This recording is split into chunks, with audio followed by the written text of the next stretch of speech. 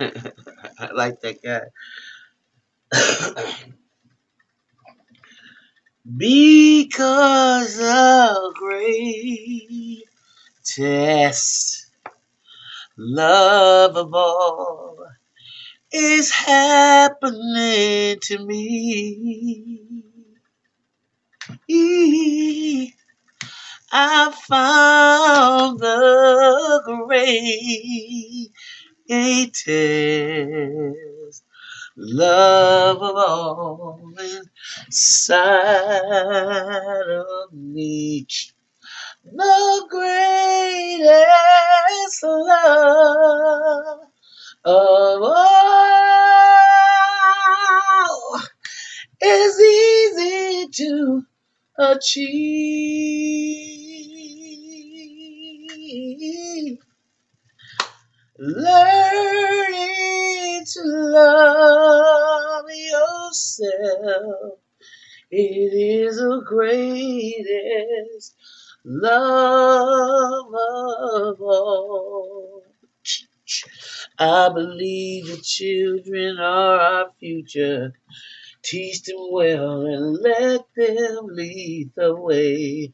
Show them all the beauty they possess inside. Give them a sense of pride. It'll make it easier. Let the children's laughter remind us how it used to be. Okay, that's enough. Y'all, this is a great story time. I decided to do the story about the greatest. My uh my ode to the greatest that ever lived. Muhammad Ali, aka Cassius Clay. I want to tell you my great Muhammad Ali story. Okay, as y'all know, as a kid, I was a member of Temple Number 3 in Milwaukee, Wisconsin. And actually, that was one of the very first temples that was built.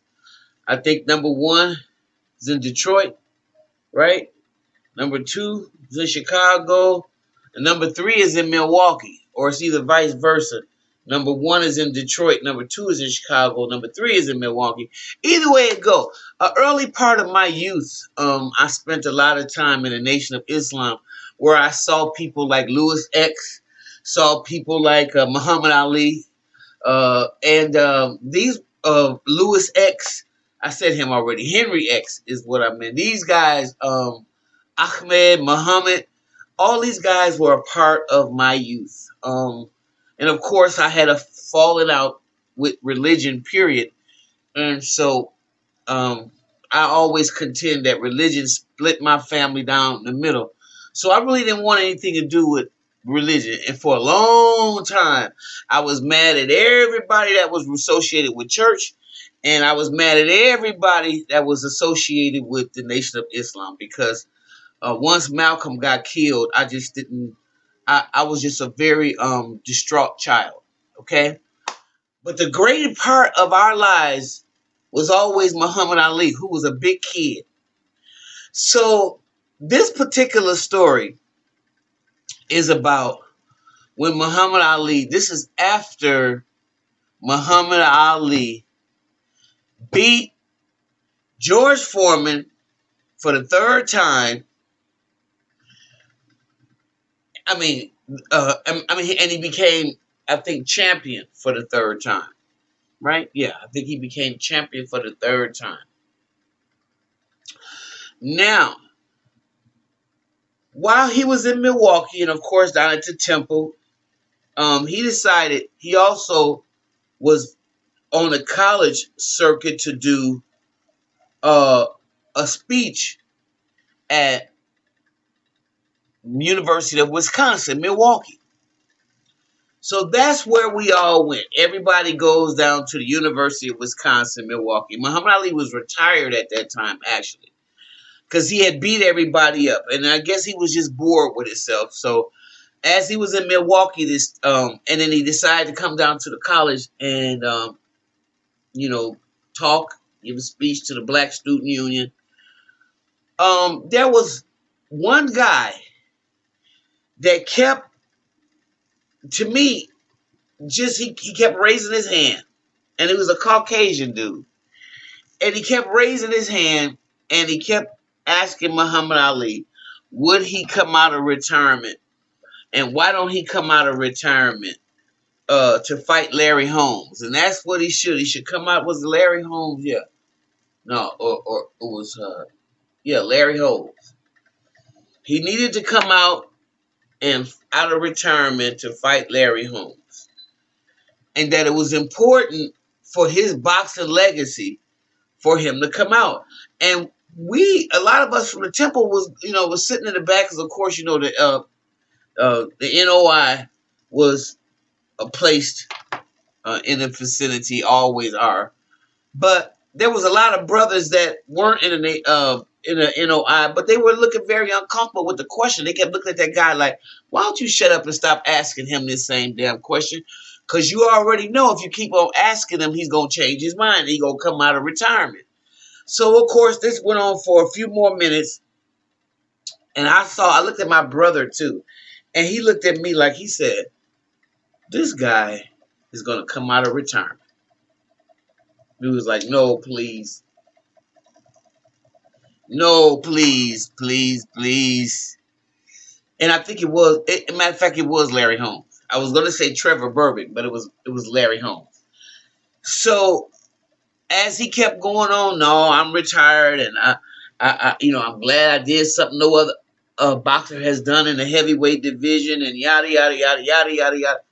Then all of a sudden, we saw this look in this dude's eyes, and the look in his eyes was like, you know how you can tell when somebody really want to do something and they haven't just, all you need to do is just push them over the edge, because it's really somebody holding them back from not doing it. And if you egg them on enough, they'll just change their mind.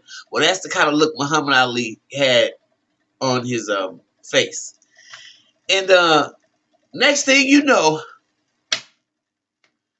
it couldn't have been a week later, it was announced that he was going to fight again. Oh my God, we were so disappointed. We were like, no, no. It was even some brothers like Brother Shabazz and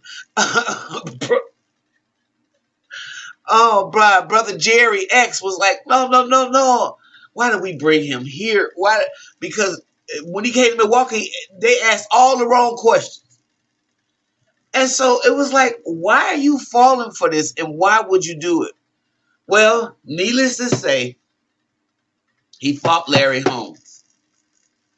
And y'all already know what happened.